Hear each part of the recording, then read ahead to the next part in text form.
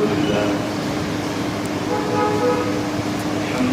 نحمده ونستعينه ونستغفره ونعوذ بالله من شرور انفسنا ومن سيئات اعمالنا من يهده فلا مضل له ومن يضلله فلا هادي له ونشهد ان لا اله الا الله وحده لا شريك له ونشهد أن سيدنا ومولانا محمدا عبده ورسوله أما بعد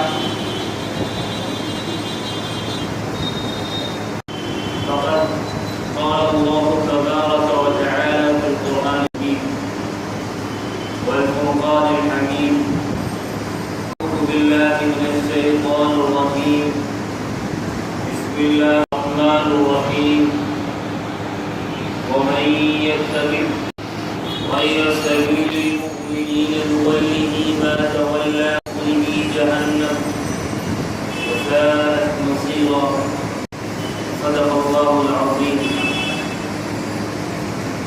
اللهم صل على محمد وعلى آل محمد كما صليت على إبراهيم وعلى آل إبراهيم إنك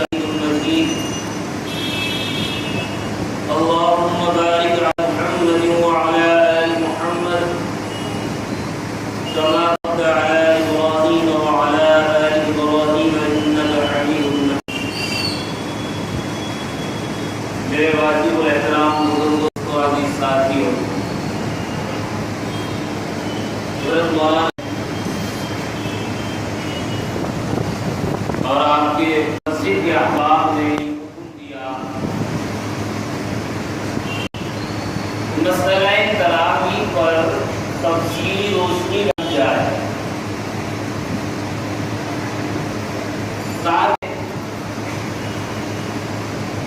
ہم لوگ جس عمل کر رہے ہیں اس عمل پر ہمیں اطمینان ملے.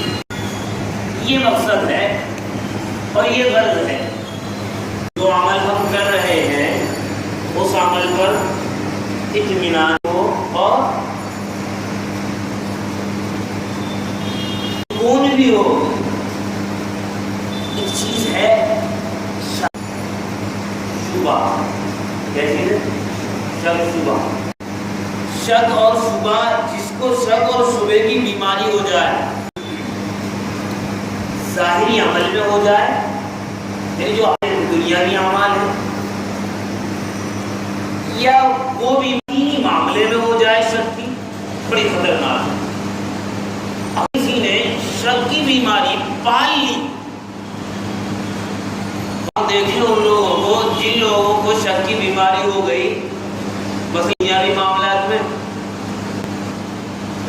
شک کی بیماری ہو گئی، ہاتھ دھوئے ابھی حوض پر بیٹھا ہے وضو کے لیے اور ہاتھ ہی دھو رہا، آدھا گھنٹہ ہو گیا. کیا ہوا؟ شک ہو گیا اسے. کیا ہو گیا؟ کی ہو گیا. پتہ نہیں میرے ہاتھ دھلے نہیں دھلے، پورا گھنٹہ گزر جاتا نہیں. میاں بیوی ہے ساتھ رہ رہے، شک ہو گیا، اس میں شک کا مرض ہو گیا. کیا شک کا مرض ہو گیا؟ پتہ نہیں میرے کپڑے دھوئے نہیں ہوئے. ادھر سے شوہر گزر رہا ہے، اس کا ہاتھ یا کاندھا اس کے دھلے ہوئے کپڑوں میں گیا، بس شک ہو گیا کہ ناپاک ہو گیا، پھر دھو رہی ہے اتار کے. شک کی بیماری کیا کرتی ہے؟ پریشانی میں مبتلا کر دیتی ہے. شک ہو گیا، غسل خانے میں نہانے کے لیے باہر سے وہ لائن لگائے ہوئے انتظار کر رہے، بھائی کب نکلے گی. ہوا پتہ یہ چل رہا ہے کہ جمعے کی نماز کے لیے گئے تھے غسل کرنے لیے، عصر کا وقت ہو گیا، غسل ہی نہیں ہوا ان کا. کیا ہوا؟ کہ شک کے مریض. ایسے ہی میرے بھائی، اگر دین کے معاملے میں شک ہو جائے یا کوئی شک ڈال دے اور اس شک کا بر وقت علاج نہ ہو، اس شک بڑھتا ہے، خدا کی قسم آفت جان ہو جاتا ہے. کیا ہو جاتا ہے؟ جیسے اسے نماز کا نہیں مل پایا، کیوں؟ وہ غسل میں لگ گیا. ایسے ہی ان مسائل کے اعتبار سے، دین کے اعتبار سے کسی نے کسی کو شک میں ڈال دیا، وہ شک پڑھتا رہا تو مقصد سے دور ہے۔ تو مقصد کیا ہے؟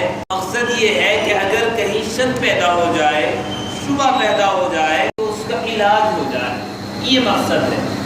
شک اور شبہ دور ہونے اطمینان حاصل ہوتا ہے، اور کسی چیز پر اطمینان حاصل ہونے کے بعد عمل کیا جائے تو عمل میں مزہ آ جاتا ہے۔ نہیں ہے؟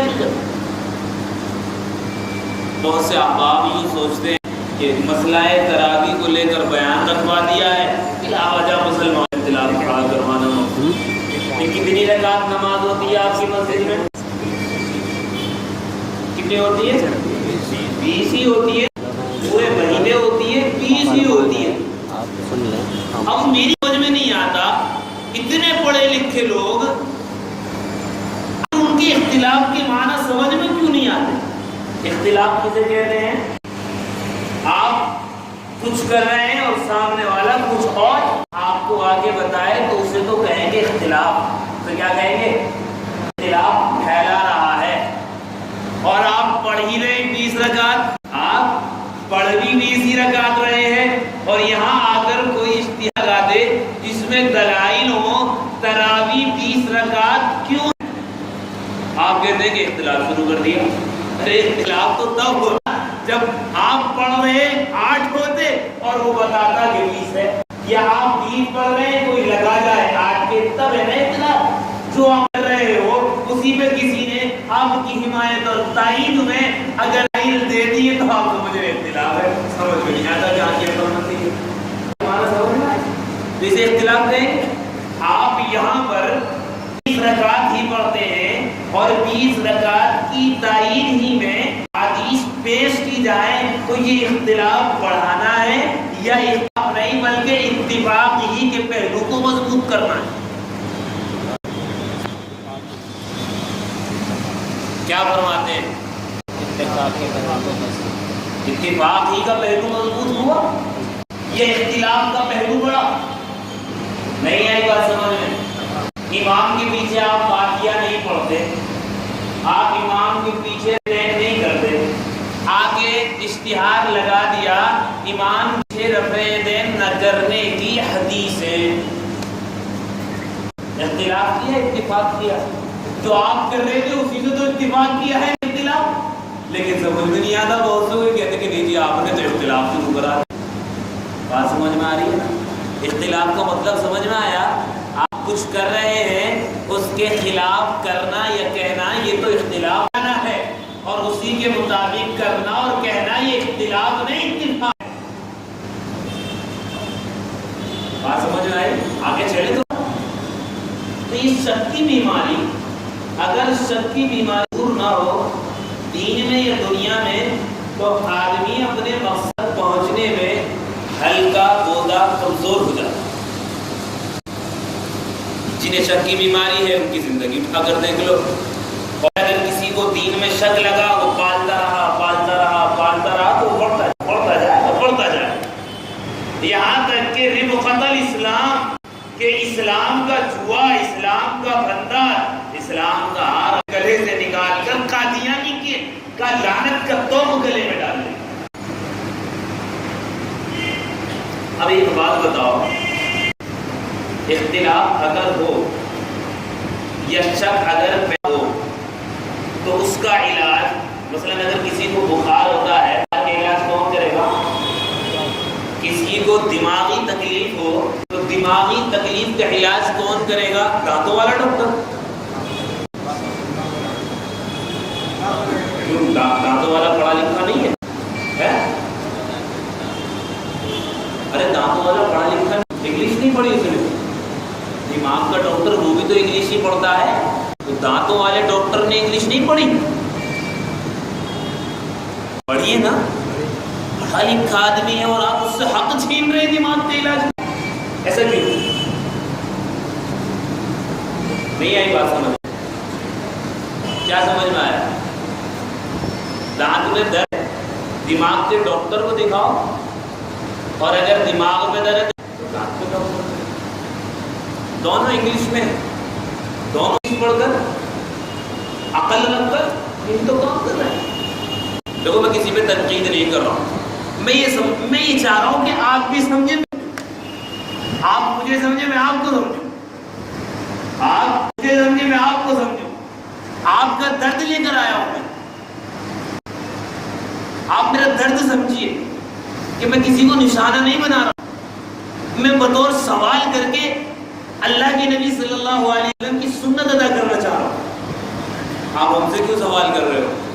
نبی صلی اللہ علیہ وسلم آپ بھی سوال کرنی، آپ تو سوال ہی تو یہ رکعت کرانے کی کیا، یہی تو سوال ہے، آپ نے مجھ سے سوال کیا ہے تو آپ کہہ رہے ہو کہ ہم سے الٹا سوال کیوں کر رہے ہو؟ آؤ اللہ کے نبی صلی اللہ علیہ وسلم کی زندگی اٹھائیں تھوڑی سی۔ ایک عورت، آدمی آیا، صحابی رسول ہیں، آگے نبی سے کہنے لگا یا نبی اللہ، یا رسول اللہ صلی اللہ علیہ وسلم، میں بھی گورا، میری بیوی بھی گوری، اور ہمارا نتیجہ جو رزلٹ کالا ہے، سمجھ میں نہیں آ رہا میرے کیا، میں بھی گورا میری بیوی گوری، رزلٹ اور نتیجہ جو ہمارا بچہ پیدا ہوا ہے کیا ہے، میری سمجھ میں نہیں آتا۔ آپ علیہ السلام نے کیا جواب دیا؟ جواب نہیں دیا۔ کیا جواب دیا؟ کیا جواب دیا؟ جواب نہیں دیا۔ سوال کر لیا جیسے میں کر رہا ہوں آپ سے۔ کیا سوال کیا؟ ایک بات بتاؤ کہ یہاں اونٹ ہیں کہ ہاں؟ سارے سرخ؟ جی سارے سرخ۔ دوسرے کلر کا نہیں ہے کہ ہاں ایک آدھ ہے۔ آیا کہ کوئی سا اونٹ ہوگا نسل میں جہاں سے اس کا اثر میں آ گیا۔ اللہ کے نبی علیہ السلام نے فرمایا بس یہی تیری جواب ہے، تمہاری نسل میں کہیں کوئی کالا ہوگا، اس کا اثر آ گیا۔ کیسے جواب دیا؟ سوال کیا جواب دیا؟ سمجھ میں نہیں آ رہا، وہی سمجھ رہے بات کو۔ اللہ کے نبی صلی اللہ علیہ وسلم کے پاس ایک آئی، میرا حج نہیں کر سکتی، کیا کروں؟ جواب نہیں دیا۔ جواب دیا، سوال کر لیا، سوال کر لیا، بات بتاؤ تمہاری ماں پر قضا ہوتا تم ادا کرتی؟ ادا ہوتا ہے یا نہیں؟ فرمایا جی کیوں نہیں ہوتا، یہ بھی قرضہ ہے ادا کر لو، یہ بھی قرضہ ہے ادا ہو جائے گا۔ میں سوال اس لیے کر رہا ہوں آپ سے تاکہ آپ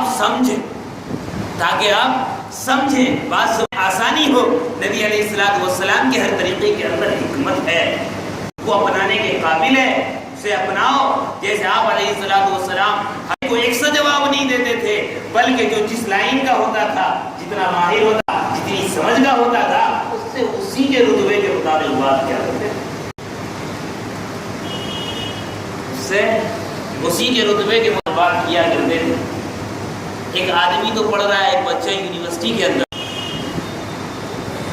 اور ایک بچہ ابھی اب نہیں ہے، پہلی دوسری کلاس پڑھ رہا ہے۔ ابو پروفیسر صاحب جو یونیورسٹی کے اندر پڑھاتے ہیں، ان سے کہا گیا کہ یہ جو تم پڑھا رہے ہو اس بچے کو سمجھاؤ، کس کو سمجھاؤ؟ اس بچے کو سمجھاؤ۔ آپ کو سمجھا دیتا ہوں، کیا کر دیتا ہوں؟ آپ کو سمجھا دیتا ہوں، اور بیٹھے سمجھانے کے لیے بچے کی سمجھ نہیں کیا آ جائے گا۔ کیوں؟ اس میں غلطی کس کی ہے؟ ڈاکٹر صاحب کی نا، کیوں سمجھا نہیں پائے؟ کیوں سمجھا نہیں پائے؟ مجھے وہ لطیفہ یاد آ گیا، اصل بقدر عقول الناس، اتنی آدمی کی عقل کو اتنی بات کرو۔ وہ لطیفہ ہے، آپ تھے، ان کی ماں نے تیل لینے کے لیے بھیجا، وہ تیل لے لیے گئے، تھوڑا سا تیل بچ گیا، انہوں نے کہا اسے کہاں ڈالو؟ پلٹ نکالو، اس پر ڈالو۔ کیا تو اس میں وہ تیل نہیں پا رہا تھا، تو یہ غلطی کس کی تھی؟ دکاندار کی، جس کا تیل اس میں نہ آ سکا، یا اس برتن کی وسعت یہی تھی کہ اس سے زیادہ اس میں نہیں سما سکتا؟ اسی طریقے سے خطیب پروفیسر کی نہیں ہے، بلکہ ابھی یہ بچہ اس قابل نہیں ہوا کہ اعلیٰ درجے کی بات سمجھ سکے، کیا کر سکے؟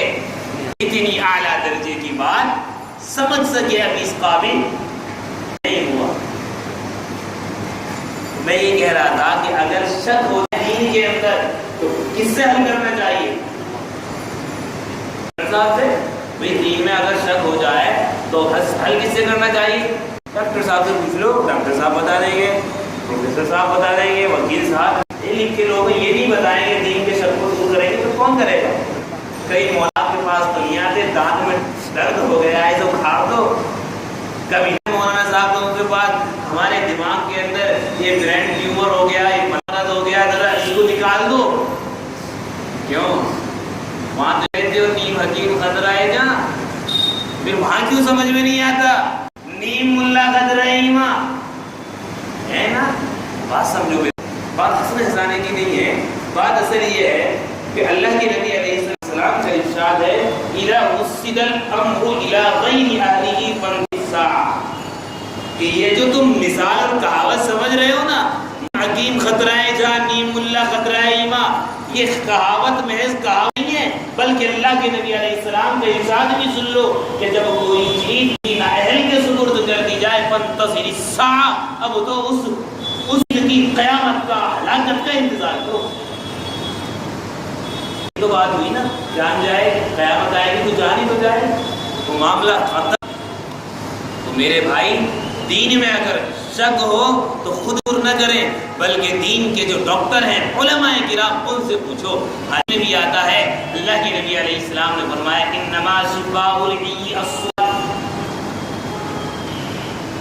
انما شفاء العی السؤال، کہ اگر کوئی بیمار ہو جائے تو اس کی شفا پوچھ لینا ہے، اس کی شفا پوچھ لینا ہے۔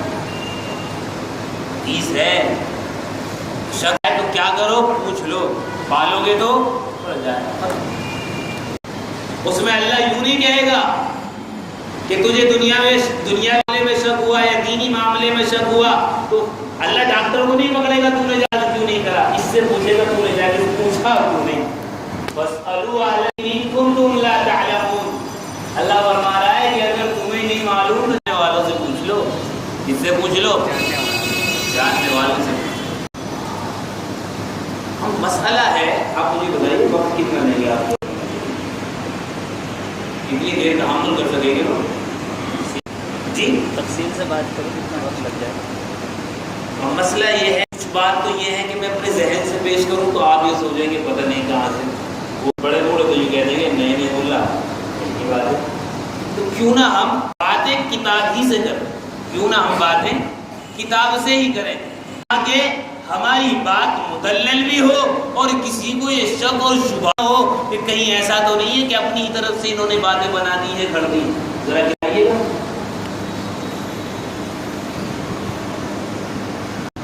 یہ کتاب، یہ چھوٹی سی کتاب اٹھا دیجیے، یہ بھی اٹھا دیجیے، اور بھی بہت ساری کتابیں ہیں، بہرحال یہ نہیں کرتے ہیں۔ ایک اور کتاب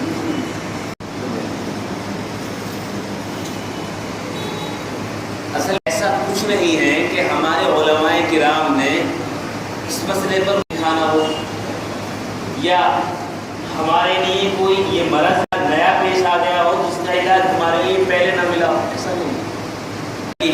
یہ مرض، یہ سوال کوئی نیا نہیں ہے، بلکہ دور برطانیہ سے یہ سوال اٹھتا چلا آ رہا ہے کہ 20 نہیں تھی، 8 تھی، 20 نہیں تھی، 8 تھی۔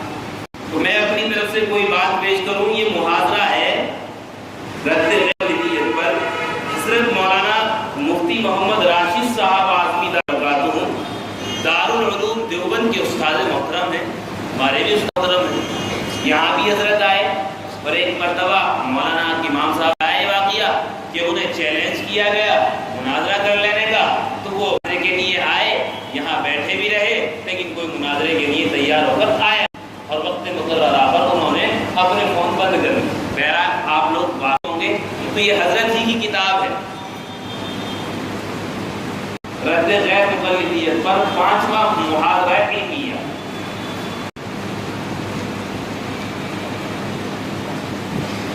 سب سے پہلے انہوں نے بسم اللہ لکھنے کے بعد اب ایک بات تو اس سے یہ پتہ چلی کہ یہ جو ہم باتیں کر رہے ہیں بڑی معتبر ہے کیونکہ دارالعلوم دیوبند کے استاد ہیں. دارالعلوم میں جو علماء کرام کو یہ محاضرے پیش کیے جاتے ہیں علماء کرام کے سامنے یہ سمجھ سکتے ہیں کہ اس وقت اس کی حیثیت کتنی بڑی ہے. پورا دارالعلوم اس کو مانتا ہے. جب دارالعلوم دیوبند مانتا ہے تو جتنے بھی دارالعلوم دیوبند کے مسلک سے وابستہ ہیں کسی کو اس سے انکار تو میں اپنی طرف سے پیش کروں اچھا ہے کہ سے پیش کر دیتا ہوں. یہ کتاب اور ہے اصول حدیث کا.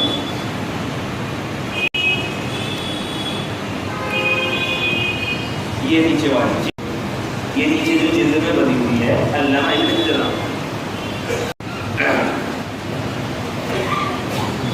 سب سے پہلے کچھ اصول سن لیجیے. جب تک ہم اصولی باتوں کو ذہن میں نہیں رکھتے آج سمجھنے میں آسانی نہیں ہو. بات سمجھنے میں آسانی ہو. یہ کتاب ہے نزہۃ النظر فی توضیح نخبۃ الفکر. علامہ ابن حجر اللہ علیہ نے حدیث کے اصولوں پر رولز پر قانون پر دیکھ رہے ہیں آپ یہ کتاب علامہ ابن حجر رحمۃ اللہ. حدیث کے اصول سب سے سوال جو ہمارے دماغوں میں بلکہ کوئی بھی اس پر اعتراض آئے وہ یہ آتا ہے کہ کوئی بھی بات پیش کی جائے تو سامنے والا کیا کہتا ہے اس کی سند ہے کیا صحیح سند سے ہے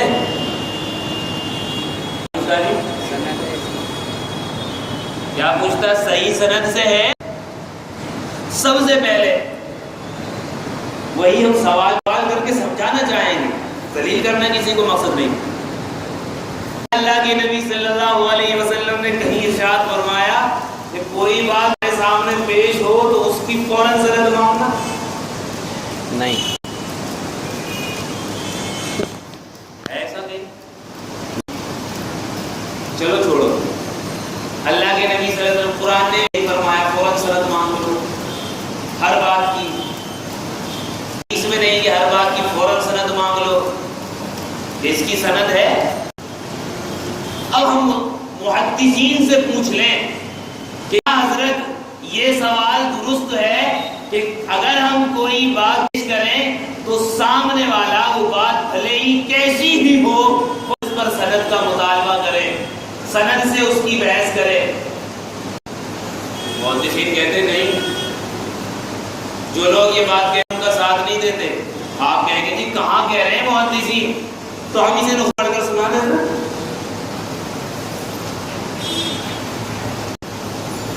اس میں لکھتے ہیں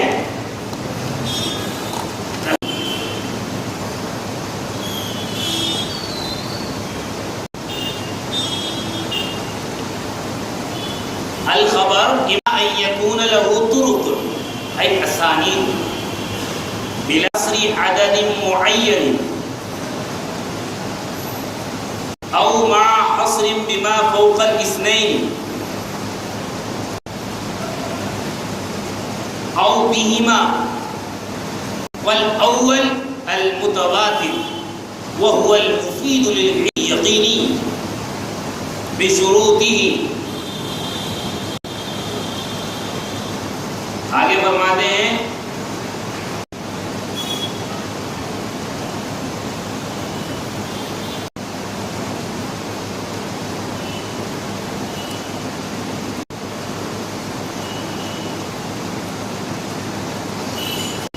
اسی کتاب کے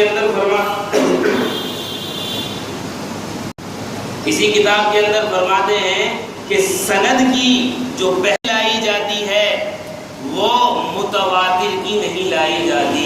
سند سے جو بحث کرتے ہیں وہ متواتر سے بحث نہیں کرتے. یعنی اگر کوئی عمل یا کوئی قول متواتر چلا آ رہا ہو کوئی عمل یا کوئی قول متواتر